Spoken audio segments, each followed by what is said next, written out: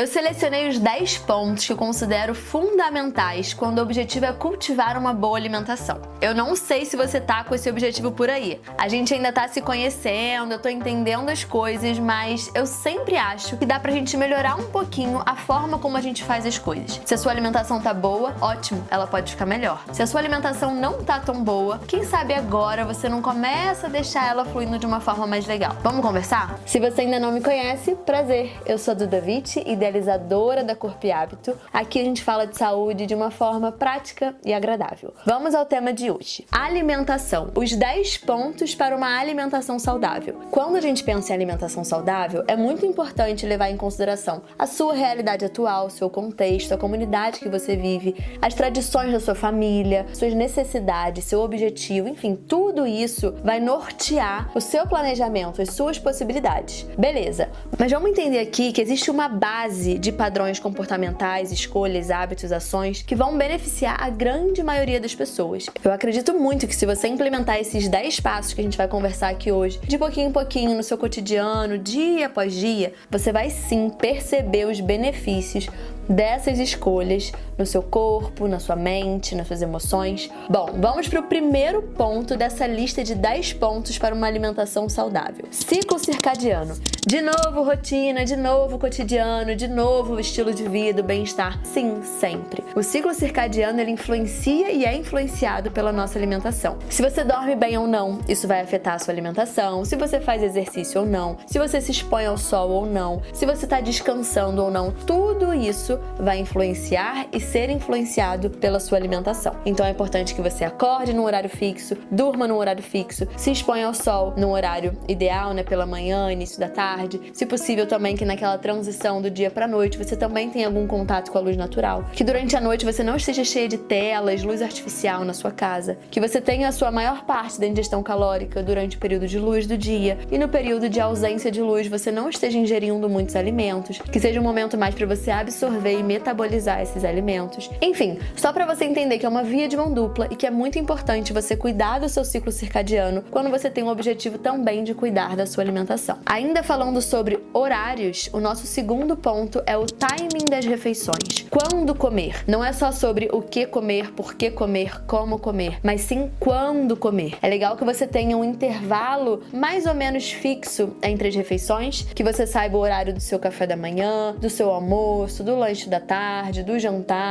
Se você faz ceia também, o horário da sua ceia. É importante você saber quais são as refeições que você faz no seu dia, o horário de cada refeição e não ficar pulando refeição. Num dia você faz café da manhã, no outro você faz lanche da tarde, no outro você não almoça, tem dia que você janta, tem dia que você não janta. É legal você dar previsibilidade para o seu corpo. Conforme você vai meio que padronizando esses intervalos, o seu corpo vai tendo mais clareza sobre os estímulos de fome, saciedade dele, quando que é ansiedade, quando que é vontade de comer, quando que é realmente fome. Enfim, você vai ensinando o seu corpo e aprendendo também a escutar melhor esse corpo. Vamos para o nosso terceiro ponto, consumo adequado de água. Eu sempre vou falar sobre água, formas da gente melhorar o nosso consumo de água. Dá sempre para ajustar essa meta e melhorar essa meta. Mas trazendo para uma orientação meio padrão, seria mais ou menos 35 ml por quilo de peso. Então, se você pesa 60 quilos, você vai fazer 35 vezes 60. Se você pesa 70 quilos, 35 vezes 70. E se você pesa 50 quilos, 35 vezes 50. Esse resultado que vai dar, você vai distribuir ao longo do seu dia. Não é para beber tudo de uma vez, senão você vai beber e vai fazer xixi na hora. A ideia é que você beba um pouquinho, vai vivendo sua vida. Bebe mais um pouquinho, vai vivendo. Talvez no início isso seja meio forçado. Você vai ficar com aquela garrafa de água forçando a barra. Daqui a pouco, o seu corpo ele vai se acostumar com esse novo consumo. Você vai ficar mais sensível à sua percepção de sede. É como um ciclo virtuoso e isso vai só melhorando. Então a gente quer focar nesse resultado que deu, 2 litros, 2,5 litros,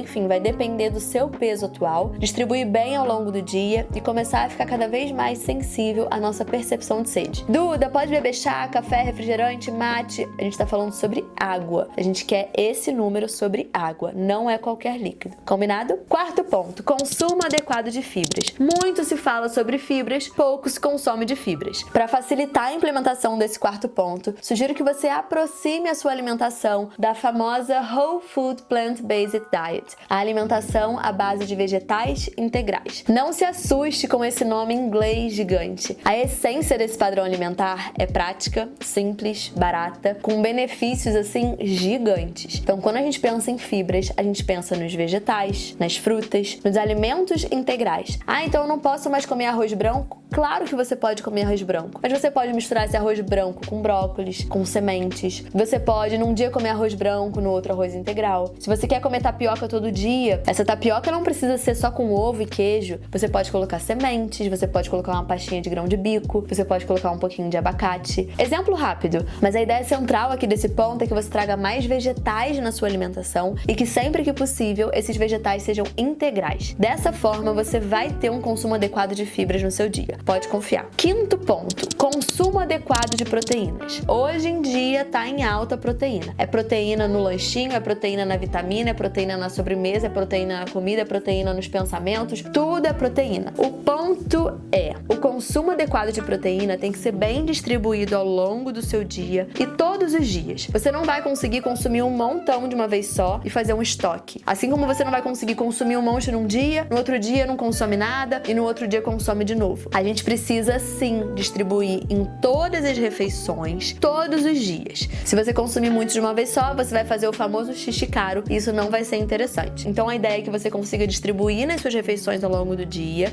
e que toda a parte de estrutura e função no seu corpo seja beneficiada com essa ingestão proteica adequada. Vamos para o nosso sexto ponto, ingestão calórica como aliada ao seu gasto calórico. O que eu quero dizer aqui? Que muitas vezes a gente consome calorias de uma forma exagerada por quanto a gente gasta de caloria. E o problema aqui não é só sobre você ganhar peso ao longo do tempo, não é isso. É sobre você sobrecarregar o seu corpo todos os dias por esse consumo exagerado de caloria. A gente quer manter uma alimentação leve e nutritiva, e não o oposto disso. Sétimo ponto, as famosas dietas restritivas. Independente de qual seja o objetivo dessa dieta, dessa ideia, do conceito por trás dessas dietas, muitas vezes a gente faz elas de forma irresponsável. Porque quer emagrecer num casamento no próximo final de semana, porque deu na telha que precisa mudar o corpo até o Réveillon. Ou também porque comeu um monte de besteira e entende que precisa ser punitiva e parar de comer completamente para compensar o erro. Isso não vai dar certo. Você precisa informar esse corpo que você está mudando a sua forma de se alimentar,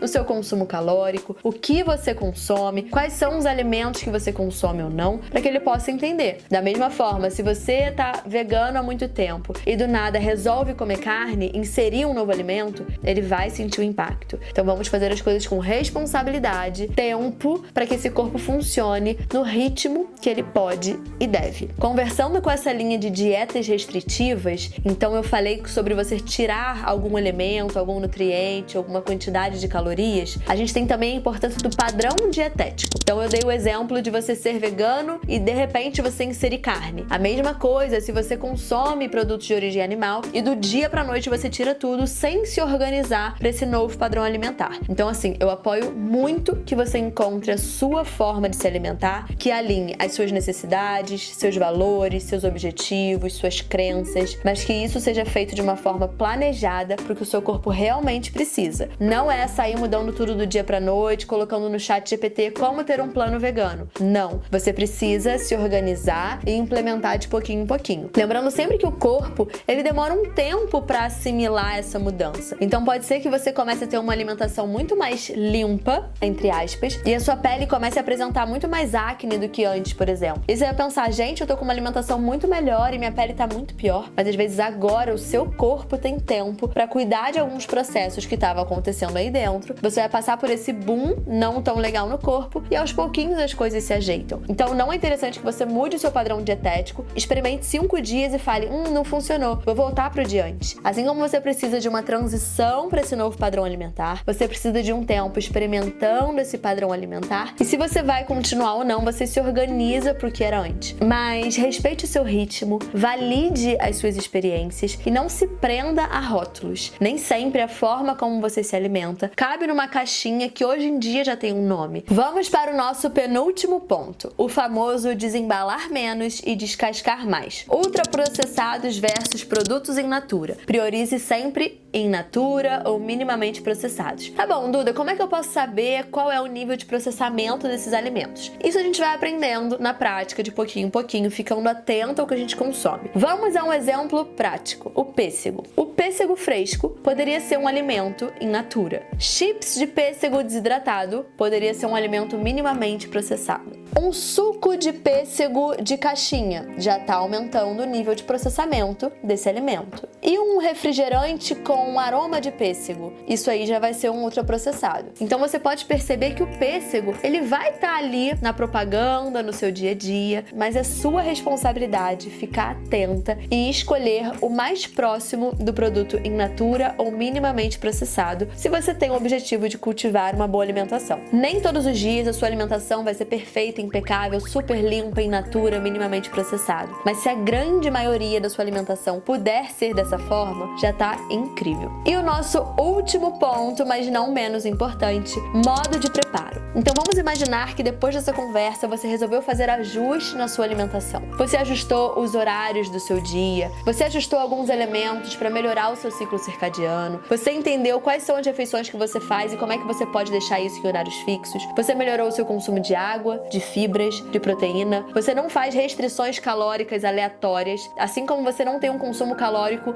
elevado. A sua alimentação é leve, nutritiva, você sabe qual é o seu padrão alimentar e você consegue levar isso de uma forma harmônica entre as refeições e entre os seus dias. Agora você também está mais atenta, priorizando alimentos in natura ou minimamente processados do que os alimentos ultraprocessados. Maravilha! E aí você chegou no mercado com essa cabeça de escolher mais vegetais, alimentos integrais e tudo mais. Você pega esses alimentos e aí chega em casa, você resolve fazer tudo frito, a milanesa, cheio de óleo, molhos, enfim. Você acaba indo para um modo de preparo que te mantém longe dos benefícios daquele alimento. Ai, Duda, então eu não posso mais consumir produtos à milanesa, fritos? Claro que você pode, mas se você puder ter alimentos frescos, refogados, cozidos, a ideia aqui é que você cultive uma prática culinária que caminha junto com os alimentos, que intensifica o sabor, mas sem perder os benefícios dele, e não que você opte só por alimentos ultra mega palatáveis. É interessante que você consiga desenvolver gosto por esse alimento mais fresco, mais puro, e que todos esses elementos de gordura, farinha refinada, enfim, molhos, acabem sendo um extra na sua alimentação e não a base. Bom, eu pensei nessa listinha com muito carinho, eu realmente quero que você desenvolva autonomia na sua alimentação, e eu tenho certeza que com esses 10 pontos você vai saber fazer escolhas melhores, você vai perceber os benefícios da sua alimentação no dia a dia. Sugiro que você faça uma listinha com esses 10 pontos, bota num papelzinho e cola na sua geladeira. Sempre que você for fazer uma escolha no lanchinho da tarde, preparar uma receita, fazer a lista de compras do mercado, você vai olhar para esses 10 pontos e vai entender qual é o caminho que você deve ir, qual é a direção das escolhas alimentares. Você não vai mais ficar sendo levado só pelo que dá prazer, pelo que é cômodo, fácil. A gente vai ajustar a rota e deixar essa alimentação cada vez melhor. Se você ficou aqui até agora, coloca nos comentários quais são as suas principais dificuldades com a alimentação. Eu quero muito saber um pouquinho mais sobre você e poder te ajudar aqui nesse canal. Obrigada por estar aqui, até a próxima semana. Um beijo!